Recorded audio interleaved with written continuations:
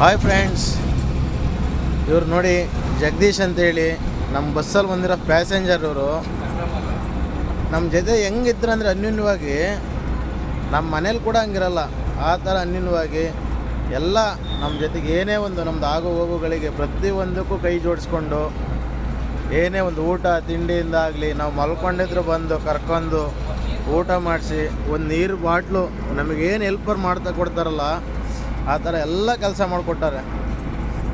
ಇವ್ರು ಬಂದಿರೋದು ನಮ್ಮ ಗಾಡೀಲಿ ಪ್ಯಾಸೆಂಜರು, ನಮ್ಮ ಜೊತೆಗೆಲ್ಲ ನೋಡಿರಿ ಎಷ್ಟು ಒಳ್ಳೆ ಮನಸ್ಸಿದೆ ಅಂದರೆ ಇವರಿಗೆ.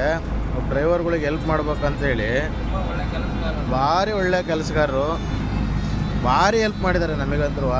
ನೋಡಿ ಇವ್ರ ಹೆಸರು ಬಂದು ಜಗದೀಶ್ ಅಂತೇಳಿ. ನಾವು ಪ್ರೀತಿಯಿಂದ ಜಗಣ ಜಗಣ ಅಂತೀವಿ ನೋಡಿ.